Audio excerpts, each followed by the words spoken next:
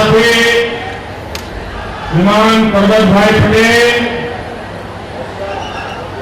અહીંના સાંસદ બેન શ્રી પૂનમબેન,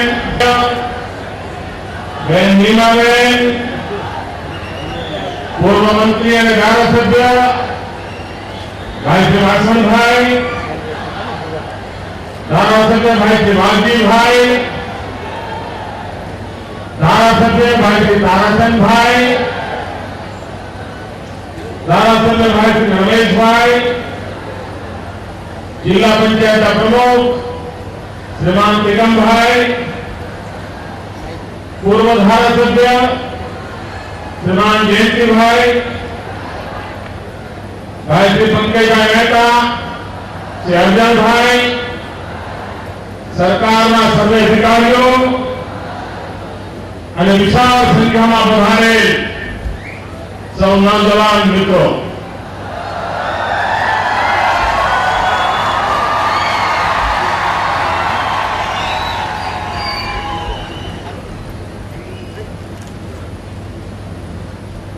पंद्रहवीं ऑगस्ट समग्र देश आजादीना पर्व ने उजवतो होय छे।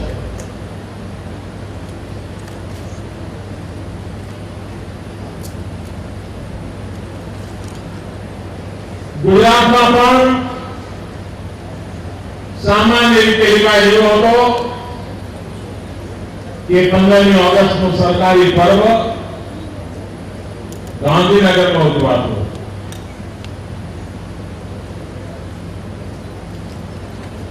शाळाना बाळको આવ્યા હોય, सरकारना अधिकारीઓ આવ્યા હોય, 550 जागृत नागरिक આવ્યા હોય, तिरंगो झंडो फरकाव्यो હોય અને એક વિધિ પૂર્ણ થઈ।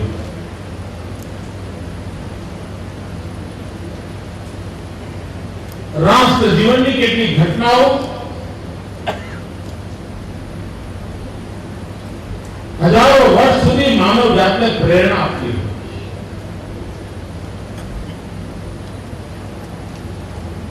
ઇતિહાસ દરેક પેઢીને નવા ઇતિહાસ રચવાનું સામર્થ્ય આપતો હોય છે। ઇતિહાસની પ્રત્યેક ઘટનામાં નવીન ઇતિહાસનું, ભાવિ ઇતિહાસનું બીજ સમાયેલું હોય છે। અગર ઉચિત ઢંગથી એનું બીજારોપણ કરવામાં આવે, ઇતિહાસની ઘટનાનું ઉચિત રીતે લાલન પાલન કરવામાં આવે તો એમાંથી નવ ઇતિહાસના અંકુર ફૂટતા હોય છે। ભાઈઓ બહેનો, 15મી ઓગસ્ટ ભારતની આઝાદીનું પર્વ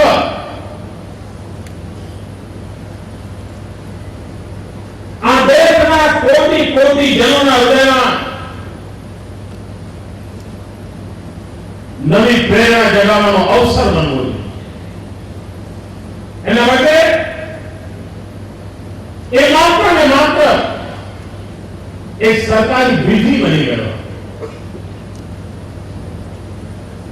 એમાંથી આપણે બહાર લાવવા માટેની મથામણ આપી,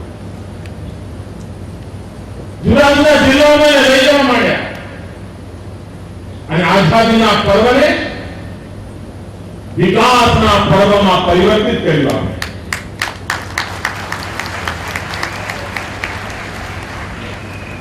પહેલી વાર જ્યારે 15 ઓગસ્ટનો કાર્યક્રમ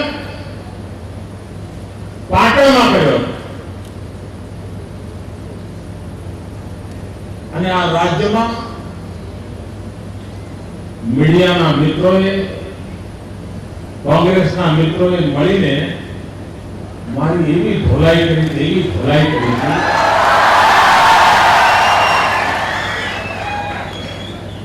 જાણે મેં એવું કે શું પાપ કર્યું, કલ્પના ન કરી શકાય એટલું।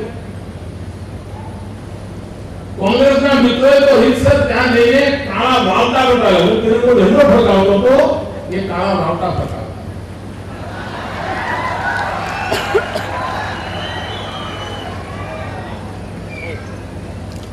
સત્યાગ્રહ કર્યો પણ જે વાત કેટલાક લોકોને સમજવામાં જરા સમય લાગતો.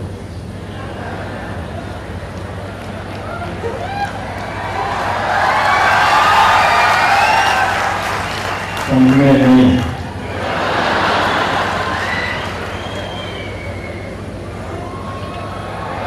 લગભગ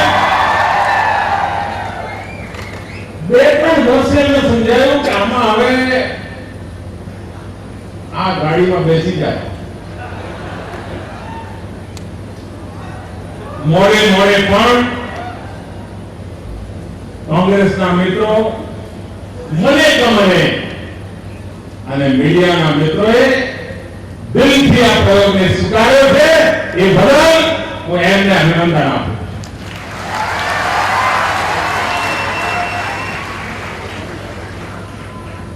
હમણાં હું ભુજ એરપોર્ટ પર ઉતર્યો અને એક કાર્યક્રમ કરીને આવ્યો. અબોલ પશુઓ માટેનું હોસ્પિટલ.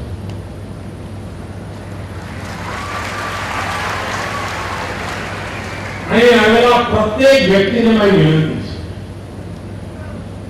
આજે અઠવાડિયા પછી જ્યારે આ હોસ્પિટલની મુલાકાત જરૂર લેજો. ખાસ કરીને બહારથી આવેલા મીડિયાના મિત્રોને મારી આગ્રહપૂર્વક વિનંતી છે કે આ હોસ્પિટલની જરૂર મુલાકાત લો. મિત્રો, મારા માટે પણ આયોગ ન રહે. અબોલ પશુઓ માટેની આવી ઉત્તમ પ્રકારની સુવિધા ઊભી થઈ શકે, અબોલ પશુઓની સારવાર અને સર્જરી માટે આટલા ઉત્તમ સાધનો વસાવી શકાય. મિત્રો, હું નથી માનતો કે અમે સરકારના અધિકારીઓને બેસાડીને આખો પ્રોજેક્ટ રિપોર્ટ કરવાનો બનાવ્યો હોય તો આટલી ઊંચી વિચાર સાથે બનાવી શક્યા હોય. એ પણ કરી શક્યો ના કરી શક્યો એ શંકાનો વિષય. પણ આજે મેં જોયું ત્યારે મને લાગ્યું કે આખા હિન્દુસ્તાન માટે, આખા હિન્દુસ્તાન વેટરનરી હોસ્પિટલ કેવી હોય, અદ્ભુત કામ કર્યું.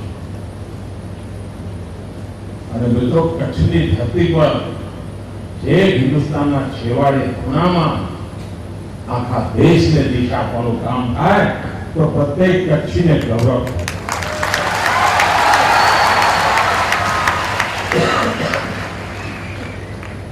પ્રત્યેક ગુજરાતીને ગૌરવ થાય, પ્રત્યેક દેશવાસીને ગૌરવ થાય કે આ દેશમાં અબોલ પશુ માટે પણ આટલી કાળજી લેવાય.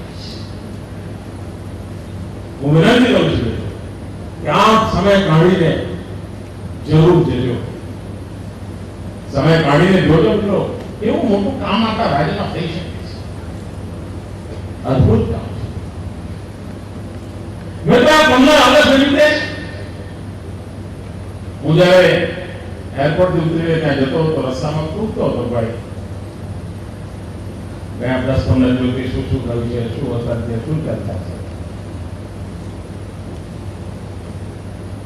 પછી બીજો તો મેળવતો હતો કેવી રીતે કામ. અને ત્યાં હોસ્પિટલ પહોંચ્યો તો 2-4 લોકો મને કહ્યું, મને કે સાહેબ એક કામ કરજો. શું? તો કે હવે 15 ઓગસ્ટ ને 26 જાન્યુઆરી બધું અમારે ત્યાં જ ઉજવવાનું રાખજો.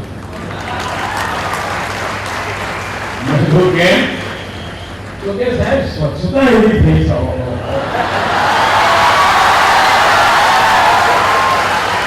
સફાઈ એવી થઈ છે, અમે આટલી સ્વચ્છતા ક્યારે જોઈ નથી. આટલો બધો કામ કરવો પડે. તમને ગમે છે ને? ગમે છે ને? સફાઈ ગમે છે ને? આપણું કચ્છ સ્વચ્છ રહેવું જોઈએ ને? મારે રાખવાનું કેમ ઠંડા પડી ગયા? મારે રાખવાનું, તમારે રાખવાનું નહીં ભાઈઓ.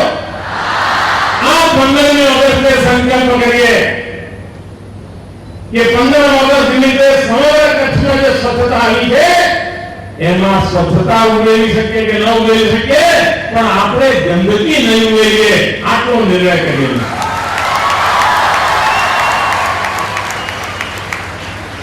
મિત્રો, ઘણી વાર કેટલાક લોકોને એમ લાગે છે દેશભક્તિ કરવી એટલે સેનામાં જવું પડે અને બંદૂકની ગોળીઓ ખાવી પડે. એવું નથી મિત્રો. દેશભક્તિ કરવા માટે દરેક માણસ નાનું નાનું કામ કરી શકે.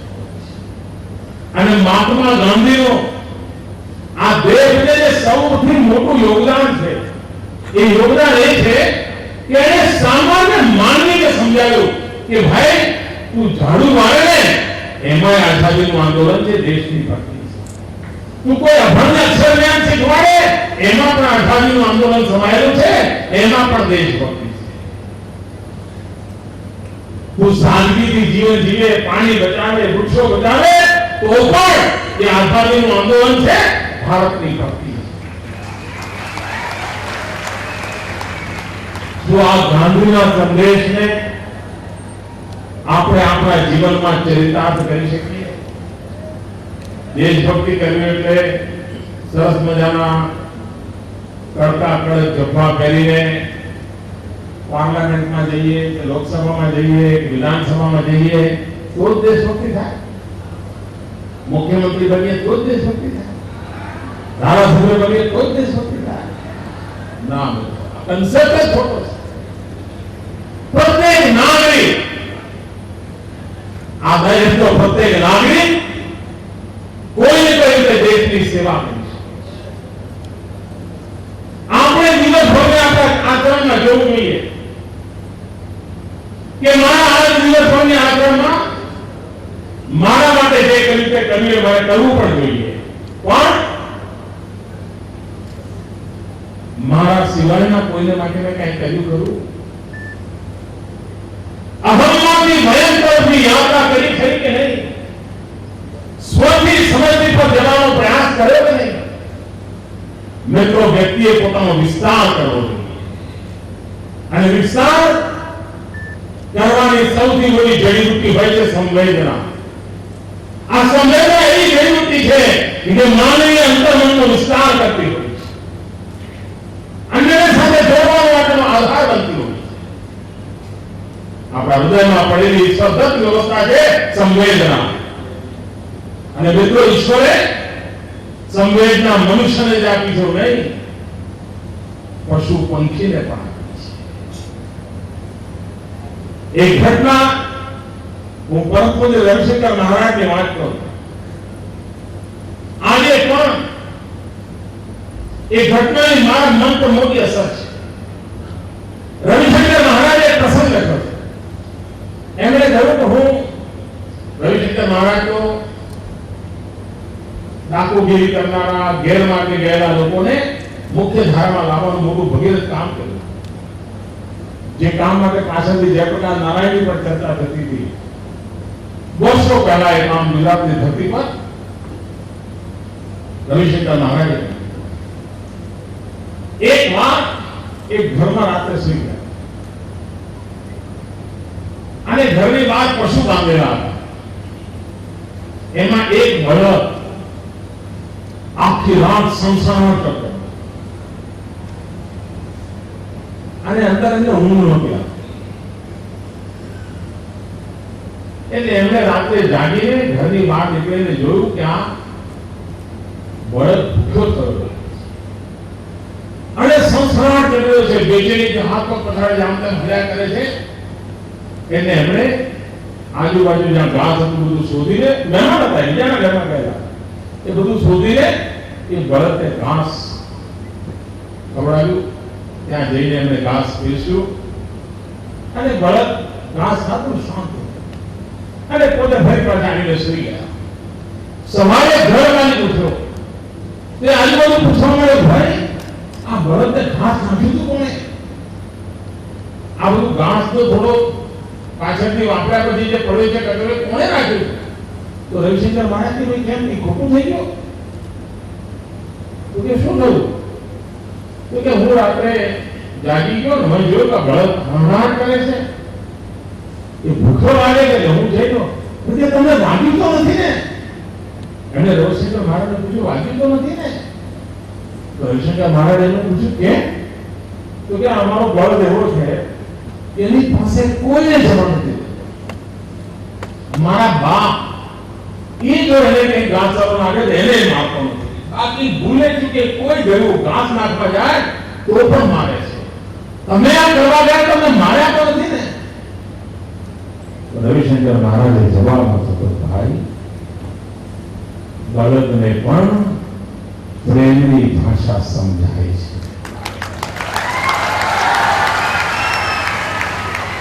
મોટા સંવેદના આપણે ભગવાન બુદ્ધની ચર્ચા કરતા હોઈએ છીએ.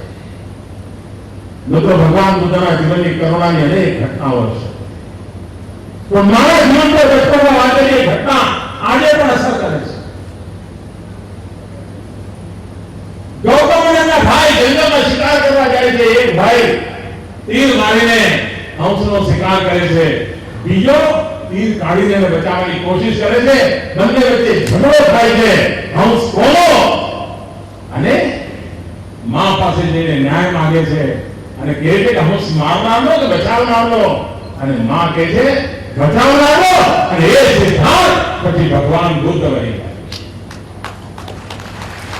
મિત્રો, આ સંવેદના કરુણા એની પોતાની શક્તિ હોય છે. અને આનો વિસ્તાર સ્વામી વિવેકાનંદના 150મી જયંતિ ઉજવતા હોય ત્યારે આપણે આપણી જાત પર સીમિત કેમ રહીએ? આપણે આપણા પૂરતા મર્યાદિત કેમ રહીએ? કોઈને ઉપયોગી થઈએ, કોઈના કામ આવીએ, કોઈના કલ્યાણના માર્ગની અંદર પૂરક બનીએ. મિત્રો, જીવન જીવવાનો આનંદ અનેરો હોય છે. તમે ભૂખ્યા હોય, કોઈનું ખાધું હશે તો બહુ યાદ નહીં હોય, પણ તમે ખાતા હશો તો ભૂખાને ખવડાવ્યો છો તો જીવનભર એ પ્રસંગ મંગાવવાનું મન થતું હોય છે. આ મનુષ્યનો સ્વભાવ. અને તેથી દેશભક્તિ આઝાદ હિન્દુસ્તાનમાં મિત્રો આપણે જન્મ્યા છે. આપણને દેશની આઝાદી માટે જેલ જવાનો અવસર ના આવ્યો. આપણને દેશની આઝાદી માટે અંગ્રેજોની લાઠીઓ ખાવાનો પસંદ ના આવ્યો. આપણને દેશની આઝાદી માટે જેલમાં જિંદગી ગુજારવાનો કે ફાંસી પર ચડવાનો અવસર ન મળ્યો. તો દેશ માટે મરવાનો મોકો ભલે ન મળ્યો, પણ આપણે નસીબદાર છીએ કે આપણને દેશ માટે જીવવાનો અવસર મળ્યો. અને જો દેશ માટે જીવવાનો અવસર મળ્યો હોય તો ભાઈઓ બહેનો, જીવનમાં વટસ્થ બનીને દેશ માટે જીવવા માટે શું કરી શકાય? એક નાનકડી ચીજથી કેવી રીતે શરૂ કરી? મિત્રો, ભારત એક લોકશાહી દેશ છે. લોકશાહીની સૌથી મોટી તાકાત હોય છે નાગરિક. નાગરિકની તાકાતની અભિવ્યક્તિ હોય છે મત. નાગરિકનું સામર્થ્ય હોય છે મતાધિકાર. આપણામાં અનેક લોકો હશે, બધાને ખબર છે કે 18 વર્ષે મતાધિકાર મળે, પણ તમારામાંથી સામે ચાલીને મતાધિકાર મેળવવા માટે કોઈએ પ્રયત્ન નહીં કર્યો. ચાઇના એક્સપ્રેસની ટિકિટ માટે મિત્રો તમે જરૂર ફેર્યા છો, પણ મતાધિકાર મારો હક છે મિત્રો. આ જાગૃતિ માટે મિત્રો આપણે પ્રયાસ કરવો છે. હું ઈચ્છું કે આપણો કોઈ પણ યુનિવર્સિટી સુધી પહોંચેલો વિદ્યાર્થી એવો ન હોય કે જે મતદાર ન બન્યો હોય, મતાધિકારનો હક અને હકદાર ન બન્યો હોય. અને આપણે બનીએ એટલું નહીં મિત્રો, આપણું કર્તવ્ય છે. આપણા અડોશ પડોશમાં, આપણા કુટુંબમાં નોકરી કરનારા લોકો, મજૂરી કરવા કોઈ આવતું હોય, ખેતરમાં કામ કરવા આવતું હોય, કોઈ એવું 18 વર્ષથી ઉપરનું વ્યક્તિ ના હોય કે જે મતાધિકાર એને ન મળ્યો હોય, તો આપણે એને મદદ કરી શકીએ, આપણે એની ચિંતા કરી શકીએ. આજે પણ 18 થી 25 વર્ષની ઉંમરના જે જનસંખ્યા છે, જે હિન્દુસ્તાનનું ભવિષ્ય ગણવામાં આવે છે, એ ભવિષ્ય ઘડવામાં ભાગીદાર નથી. જો આજની 25 વર્ષનો નવજવાન હિન્દુસ્તાનના ભાગ્યને ઘડવામાં ભાગીદાર ન બને, એ જો મુક્ત દર્શન રહે, તો મિત્રો એનું ભાગ્ય ક્યાંથી ઘડાય છે? અને તેથી જ્યારે યુવા પરિષદમાં એકત્ર આવ્યા છે ત્યારે આપણે સંકલ્પ કરીએ, હું તો આ દેશના નાગરિક તરીકેનો મારો હક છે, એ હક મેળવીને નહીં, પણ સાથે સાથે મારી આસપાસ જેમની પાસે હક નથી, આ હક એને અપાવીશ. મિત્રો અધિકાર છે, દયાવાન નથી, પણ આપણે એ મેળવવો, આપણે ઉદાસીન રહીએ ન પાડીએ. ડોક્ટર સ્વામી વિવેકાનંદનું સપનું હતું, આ ભારત માતા જગતગુરુના સ્થાને બિરાજમાન, આ ભારત માતા જગતગુરુના સ્થાને બિરાજમાન થાય એ સપના પૂરા કરવા માટે આપણે જાણવું પડે. આપણે એમ કરીને ન બેસે કરો મને પણ સપનું આવે ને રાહ જોઉં, અને સામું સપનું આવે ને વધારે ઊંઘવું. મિત્રો સપનાની રાહ જોઈને ઊંઘનારા લોકો ન સપના જોઈ શકે છે ને સપના સજી શકે છે. જાગવાનો માણસ ઉઘાડી આંખે સપના જોઈને સૃષ્ટિમાં નવ સર્જન કરી શકતો હોય છે, અને એટલા માટે હું કહું છું મિત્રો, રાષ્ટ્રયામ જાગૃયામ રહે. એટલા માટે વિજયન છે ધ પ્રાઇસ ઓફ લિબર્ટી. આ ભાવ મિત્રો પ્રત્યેક મનમાં જગે, અને આઝાદી માટે કેટલા લોકો મર્યા, તો આઝાદીના મૂલ્યને પણ સમજવું પડે, અને એના માટે આપણે અહર્નિશ પ્રયાસ કરીએ. મિત્રો આજે 15 ઓગસ્ટ નિમિત્તે કચ્છની અંદર અવસર આવ્યો, પણ આને વિકાસની મોડે કેવી રીતે જોડે? મને હમણાં કલેક્ટર માહિતી આપતા કે આ કાર્યક્રમ દરમિયાન રાજ્યના બધા જ મંત્રીઓ અહીંયા એમણે ગામડે ગામડે પ્રવાસ કર્યા. ખાતમુહૂર્તના અને લોકાર્પણના લગભગ 4800 જેટલા કાર્યક્રમ કર્યા. 4800 કા લોકાર્પણ કા શિલાન્યાસ, અને લગભગ 840 કરોડ રૂપિયા આ વિકાસને માટે એના ખર્ચવા માટે. કેટલા ખર્ચા છે, કેટલા ખર્ચા છે, એટલું જ નહીં. હમણાં મને અવસર મળ્યો જુદા જુદા પ્રોજેક્ટના ક્યાં ખાતમુહૂર્ત કર્યું, ક્યાં લોકાર્પણ, અને હું વહીવટી તંત્ર મિત્રોને અભિનંદન આપું છું કે ટેકનોલોજીનો ઉત્તમ ઉપયોગ કર્યો. કયો પ્રોજેક્ટ બનવાનો છે, એવો લાગવાનો છે, પાઇપલાઇન લાગવાની છે, કેવી લાગવાની છે, અહીંયા બેઠેલા પ્રત્યેકના મનને સ્પર્શી રહ્યો તો તમારા તાળીઓના ગડગડાટથી સમજી શકતો હતો. ટેકનોલોજી દ્વારા તમને સીધે સીધી સમજ મળે કે શું થવાનું છે, કેવી રીતે થવાનું છે, કેટલા ખર્ચે થવાનું છે. મિત્રો લોકતંત્રમાં લોક શિક્ષણ એની પ્રાથમિકતા છે. આ સરકારે વિકાસના કામની સાથે સાથે લોક શિક્ષણને જોડેલું છે. તો જે વિકાસ હતો એની ગતિ વધતી હોય છે, તો એ વિકાસ ફળદાયી થતો હોય છે. એક ખૂણાનો વિકાસ ચાલે અને જનતા જનાર્દનને ખબર જ ન હોય આ શેના માટે છે, કોના માટે છે, કેટલું કેવી રીતે છે, તો પછી એ ક્યારેમાં જોડાય. અમે 15 ઓગસ્ટના પર્વને માત્ર વિકાસનું પર્વ બનાવ્યું છે એવું નહીં, અમે 15 ઓગસ્ટના પર્વને લોક શિક્ષણનું પણ પર્વ બનાવ્યું છે. વિકાસની યાત્રામાં પ્રજા ભાગીદાર બને એના માટેનું પણ પર્વ બનાવ્યું છે.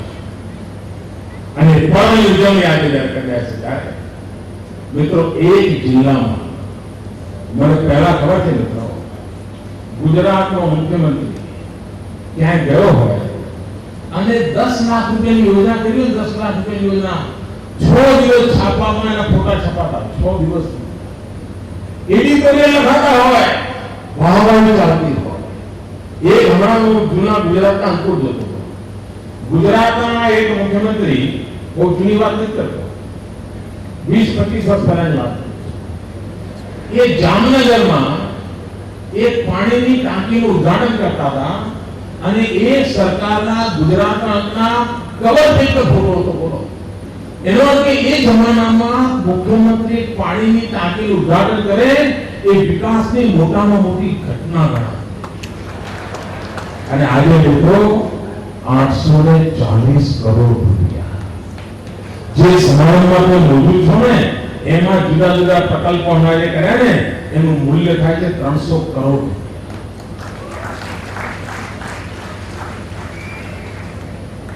અને મોટો ઘણા લોકો ચર્ચા કરે છે કે આ મારો વાલો મોદી આટલા બધા રૂપિયા લાવે છે ક્યાં? લોકોમાં ચર્ચા છે કે આ મારો વાલો મોદી આટલા બધા રૂપિયા લાવે છે. આ રૂપિયા મોદી નથી લાવતો, આ રૂપિયા તો તમારા છે, પણ પહેલા બીજે છે પોતા, હવે તમારે ત્યાં પાછા. આ બધું તમારું છે ભાઈ. અને એને કારણે આજે ગુજરાત વિકાસની નવી ઊંચાઈઓ પર પહોંચ્યું છે. આજકાલ મને ઘણી વાર પ્રશ્ન ઉઠે છે, મને રોજ સવારમાં નકશો જોવાનું મન થાય છે. દરરોજ ક્યારેક ક્યારેક સવારે ઉઠું, ટીવી જોઉં, છાપા જોઉં, મને ડર લાગે છે કે આ દિલ્હી વાળાઓએ આપણા ગુજરાતને હિન્દુસ્તાનની બહાર કાઢી તો નથી મૂકી. મને આશ્ચર્ય થાય, આખું દિલ્હીનું ટોળું એક જ કામ, ગુજરાતની બાંધની ખાલ ઉતારવાનું. મંડી પડ્યા જેવા, આમ થયું મોદી, આમ કર્યું તો આ ખોટું. જાણે જાણે કોઈ બીજા દેશમાં રાજ્ય હોય એવો દુશ્મની ભરો વ્યવહાર ચાલે છે. પણ દિલ્હીના શહેનશાહો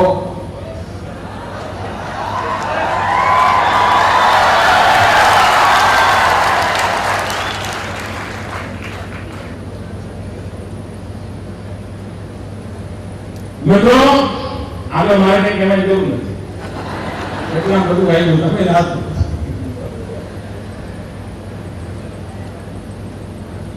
મિત્રો કોઈ દેશ, આ દેશ હિન્દુસ્તાનના મજબૂત પિલર પર ઉભો છે. મિત્રો મજબૂત પિલર પર ઉભો છે. થેન્ક યુ દોસ્ત, થેન્ક યુ. આ દેશ હિન્દુસ્તાનના રાજ્યોના મજબૂત પિલર પર ઉભો છે. આ પિલર જેટલા મજબૂત થશે એટલો હિન્દુસ્તાન મજબૂત થશે. તમે કોઈ પણ પિલરને જો નબળો કરવાની કોશિશ કરી તો પિલર નહીં, આ ભારત માતા નબળી પડે છે, આ દેશ નબળો પડે છે. આ સમજ દિલ્હીની સલ્તનત આવતી નથી. અને જે લોકો ગુજરાતની ટીકા ટિપ્પણી કરે છે, ટીવી પર કલાકો કલાકો ડિલેટ કરી રહ્યા છે, જાત જાતના સર્ટિફિકેટ વહેંચી રહ્યા છે, આ બધાને મારે કહેવાનું છે કે ગુજરાતે હમણાં 2012ના ડિસેમ્બરમાં ડિસ્ટિંક્શન સાથે પરીક્ષા પાસ કરી દીધી છે. આ બધા પ્રશ્નોના જવાબ અમે ગુજરાતની જનતાને આપ્યા છે, અને જૂઠાણા ફેલાનારાએ જનતાને ગુજરાતની જનતાએ જવાબ આપી દીધો છે. અને તેથી જ્યારે ગુજરાતનો મોકો આવે 2017માં, ત્યારે મારું નિમંત્રણ છે, આવજો. વાલી ખાલ ઉતાર્યો ઉતારજો. પણ હવે જવાબ આપવાનો મોકો તમારે છે. 2014માં હિસાબ તમારે આપવાનો છે. તમે શું કરી શકો? અને આ દેશ જાણે છે તમે શું શું કર્યું છે ને, બધી ખબર છે. શું કર્યું, કોના માટે કર્યું એ ખબર છે, અને કોને કોને કર્યું એ ખબર છે, કેવી કેવી રીતે કર્યું એ પણ ખબર છે, અને કેટલું કર્યું એ પણ ખબર છે.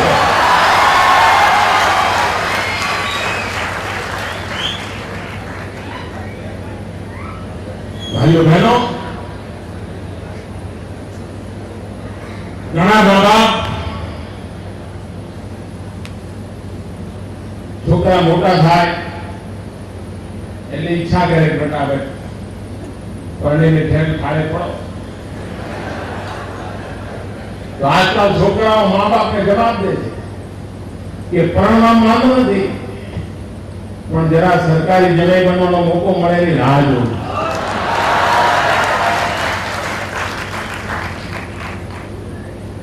મેં તો આ કલ્ચર જો દેશમાં ઉભું થશે તો દેશને વિનાશમાંથી કોઈ બચાવી દેશે. અને એટલા માટે ભાઈઓ બહેનો, નવજવાન મિત્રો, સ્વામી વિવેકાનંદની 150મી જયંતિ ઉજવી રહ્યા છે ત્યારે ગુજરાતે સ્કિલ ડેવલપમેન્ટ અભિયાન ઉપાડ્યું છે. આ દેશના નવજવાનોને રોજગાર મળે. સમગ્ર હિન્દુસ્તાનમાં જો આજે સૌથી ઓછા બેરોજગાર કોઈ રાજ્યમાં હોય એ રાજ્યનું નામ ગુજરાત છે.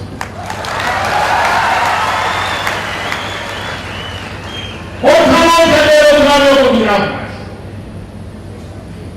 છે. એટલું જ નહીં, ગુજરાત અનેક રાજ્યોના નવજવાનોને રોજગારી આપવામાં આજે અગ્રીમ હરોળમાં છે.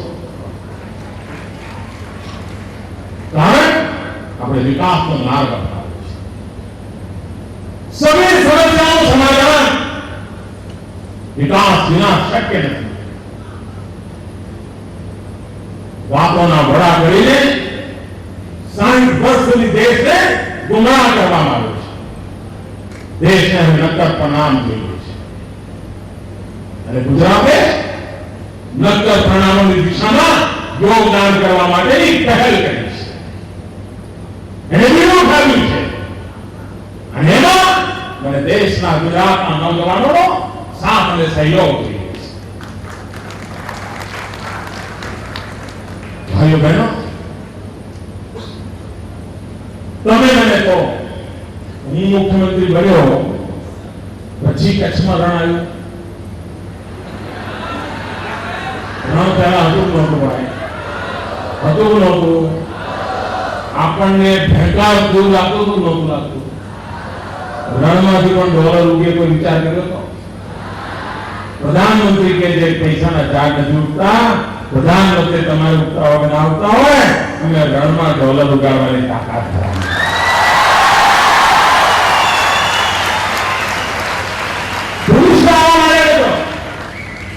પણ આ રણ મને દેખાણું એમને નહોતું દેખાણું. ફરક આ છે મિત્રો. અને એટલે લોકો ભાઈઓ ફક્ત દિવ્ય ગુજરાતના નિર્માણને માટે આપણે પ્રશસ્ત થયા છે, સંકલ્પબદ્ધ થયા છે. અને લાલન કોલેજના મેદાનમાં કાલે જયારે આપણે તિરંગો ઝંડો ફરકાવીશું ત્યારે લોકો લાલ કિલ્લાને પણ સીધો સીધો સંદેશ હશે.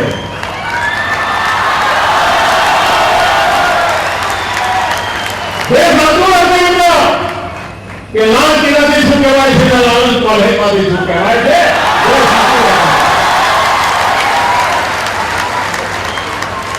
એક તરફ પોતાની રાણી હશે તો બીજી તરફ કરેલા કર્મનો હિસાબ હશે.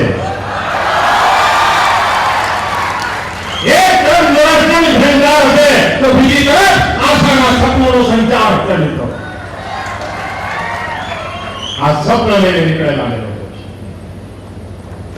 ભાઈઓ બહેનો, ખૂબ ઉમંગ અને ઉત્સાહ સાથે એક નવા સંકલ્પ સાથે ભારતની આઝાદીના પર્વને ઉજવવા માટે હું આપ સૌને નિમંત્રણ આપું છું અને ફરી એકવાર આગ્રહ કરું છું, એક વાર આ પશુ ચિકિત્સાલય જરૂર જોવા જજો. મિત્રો, જીવનમાં પ્રેરણા આપી એવી જગ્યા બની છે. એ જ અભ્યર્થના સાથે આપ સૌને ખૂબ ખૂબ શુભકામનાઓ. જય જય ગુજરાત. મારી સાથે આઝાદીના પૂર્વ પ્રભાતે પૂરી તાકાતથી વંદે માતરમની નારો બોલીશું. બે હાથ ઊંચા કરીને પૂરી તાકાતથી બોલીએ. આ મીડિયા વાળા તમારા ફોટા લેશે, મારા નહીં લે. લો, વંદે એમ નહીં સાહેબ, આવું વંદે. અને અંદામાન નિકોબારની સેલ્યુલર જેલની દિવાલોને સંભળાવવું જોઈએ કે આ દેશની પેઢી આપને નમન કરી રહી છે. વીર સાવરકરના આત્માને અનુભવ થવો જોઈએ કે આ દેશની નવી પેઢી આપણું સ્મરણ કરી રહી છે. મહાત્મા ગાંધી, શાંતિ કૃષ્ણ વર્મા, સરદાર પટેલ